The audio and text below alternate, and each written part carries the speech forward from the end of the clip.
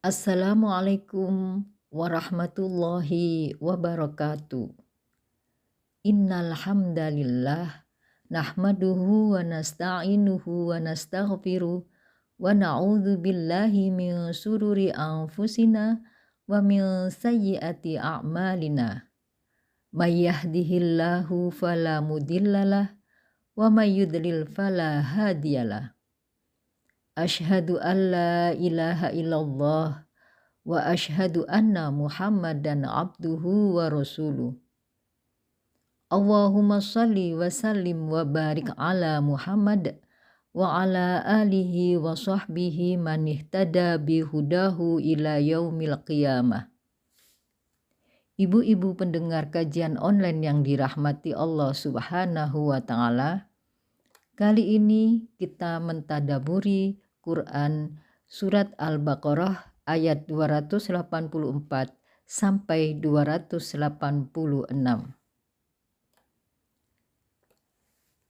Selanjutnya kami akan membacakan asbabun nuzul surat Al-Baqarah ayat 284 sampai 286. Dari hadis riwayat Muslim dari Abdullah ibnu Mas'ud, ia berkata, ketika Allah menjalankan Rasulullah Shallallahu Alaihi Wasallam menuju ke Sidratul Muntaha, maka Allah memberinya 3 perkara.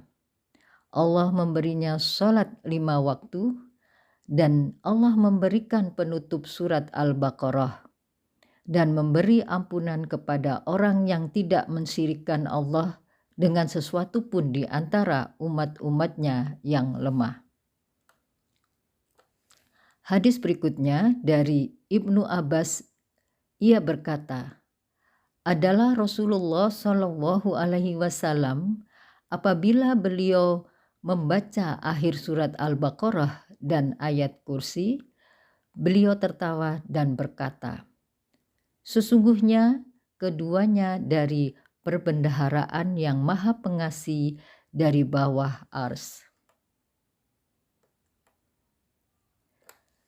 Dari Al-Haris dari Ali, ia berkata, aku tidak melihat seorang Islam yang berakal tidur sehingga ia membaca ayat kursi dan penutup surat Al-Baqarah. Sesungguhnya ayat tersebut sebagian dari perbendaharaan yang Nabi Shallallahu Alaihi Wasallam diberi dari bawah ars. Rasulullah Shallallahu Alaihi Wasallam bersabda, sesungguhnya Allah telah mencatat suatu kitab sebelum Allah menciptakan langit dan bumi dengan 2 tahun. Allah menurunkan darinya 2 ayat penutup, dengan keduanya surat Al-Baqarah. Maka jika tidak membaca ayat-ayat itu dalam 3 malam, maka setan akan mendekati rumah itu. Hadis riwayat At-Tirmidzi. Ibu-ibu yang dirahmati Allah Subhanahu wa taala, selanjutnya kami akan membacakan makna ayat. Lillahi ma fis samawati wa ma fil ard, artinya milik Allah lah apa-apa yang ada di langit dan apa-apa yang ada di bumi. Menurut tafsir Ibnu Katsir, lillahi ma fis samawati wa ma fil ard adalah Allah Subhanahu wa taala memberitakan bahwa kepunyaannya lah kerajaan langit dan bumi serta apa yang ada padanya dan yang ada di antara keduanya. Wa in tubdu ma fi anfusikum au tukhfuhu yuhasibukum bihillah. Dan jika kalian menampakkan apa yang ada dalam diri kalian atau kalian menyembunyikannya, maka Allah akan menghisap kalian dengannya. Dia mengetahui semua yang ada di dalamnya, tiada yang samar baginya, semua hal yang tampak dan yang tersembunyi, serta tersimpan di dalam hati sekalipun sangat kecil dan samar. Rasulullah Shallallahu Alaihi Wasallam bersabda, Allah Subhanahu wa Ta'ala berfirman, apabila hambaku berkeinginan untuk melakukan sesuatu keburukan, maka jangan kalian para malaikat mencatat atasnya. Maka jika ia mengerjakannya, maka hendaklah kalian mencatatnya dengan satu keburukan. Dan apabila ia berkeinginan melakukan kebaikan, lalu ia tidak jadi mengerjakannya, maka hendaklah kalian mencatatnya dengan satu kebaikan. Maka jika mengerjakannya, maka hendaklah kalian para malaikat mencatatnya setara dengan 10 kebaikan. Dari hadis riwayat Bukhari dan Muslim, Rasulullah Shallallahu Alaihi Wasallam bersabda, apabila seorang itu benar-benar Islam, maka sungguh setiap kebaikan yang ia kerjakan ditulis 10 sampai 700 kebaikan yang setara, dan setiap satu keburukan ditulis dengan satu keburukan yang serupa sampai ia bertemu Allah Azza wa Jalla. Ayat berikutnya, fayaghfiru liman yasha'u wa yu'adzibu man yasha' wallahu ala kulli syai'in qadir. Artinya, lalu dia mengampuni orang-orang yang ia kehendaki dan mengazab orang-orang yang ia kehendaki. Dan Allah atas segala sesuatu maha berkuasa. Berdasar ayat ini, Allah akan mengampuni orang-orang yang ia kehendaki. Maksudnya orang-orang yang taat kepadanya, dan akan mengazab orang-orang yang ia kehendaki karena tidak taat kepadanya dan selalu menyeleweng dari jalan lurus yang telah ia tunjukkan kepada hamba-hambanya dalam Al-Quranul Karim. Ayat berikutnya, amanar rasulu bima unzila ilaihi mir rabbihi wal mu'minun kullun amana billahi wa malaikatihi wa kutubihi wa rusulih la nufarriqu baina ahadim mir rusulih wa qalu sami'na wa ata'na ghufranaka rabbana wa ilaikal masir. Artinya, Rasul telah beriman kepada apa-apa yang diturunkan kepadanya dari Tuhannya. Dan demikian pula orang-orang yang beriman, semuanya beriman kepada Allah dan malaikat-malaikatnya, kitab-kitabnya, dan rasul-rasulnya. Kami tidak membeda-bedakan seorang pun dari rasulnya, dan mereka mengatakan, kami dengar dan kami taat. Ampunanmu, wahai Tuhan kami, dan kepadamulah tempat kembali. Tentang surat Al-Baqarah ayat 285, tafsir Ibnu Katsir menjelaskan sebagai berikut. Orang-orang mukmin beriman bahwa Allah adalah Maha Esa dan Tunggal. Bergantung kepadanya segala sesuatu. Tidak ada Tuhan selain Dia, tidak ada Rob selain Dia. Mereka percaya kepada semua nabi dan semua rasul serta semua kitab yang diturunkan dari langit kepada hamba-hambanya yang menjadi utusan Allah. Mereka tidak membeda-bedakan seseorang pun di antara mereka dari yang lain. Maka tidak beriman kepada sebagian dari mereka, lalu kafir atau ingkar kepada sebagian yang lain. Bahkan semuanya menurut pendapat mereka adalah orang-orang yang shodiq atau jujur, berbakti, dan berakhlak.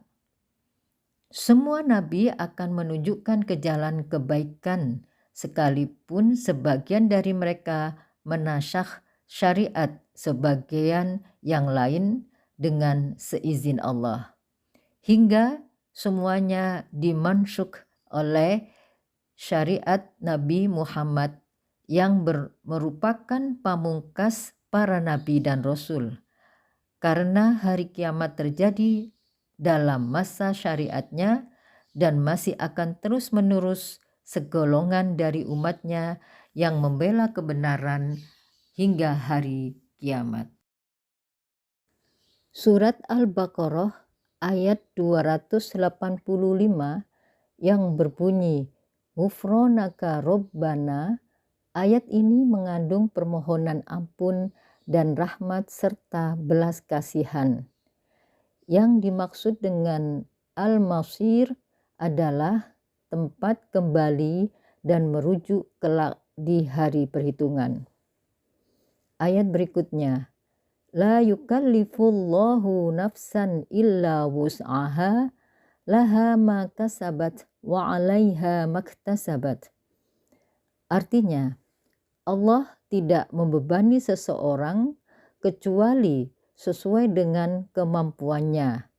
Baginya balasan atas apa-apa kebaikan yang telah ia kerjakan dan atasnya siksaan bagi apa-apa keburukan yang telah ia kerjakan.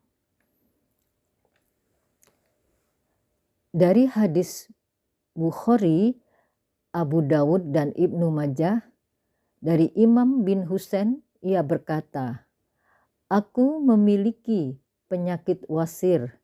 Lalu aku bertanya kepada Nabi Shallallahu Alaihi Wasallam tentang sholat. Dan beliau bersabda, sholatlah dalam keadaan berdiri. Jika kamu tidak mampu, maka dalam keadaan duduk. Jika kamu tidak mampu, maka dalam keadaan berbaring. Penggunaan kata katabat adalah menggambarkan usaha positif, memberi isyarat bahwa kebaikan walau baru dalam bentuk niat dan belum wujud dalam kenyataan sudah mendapat imbalan dari Allah.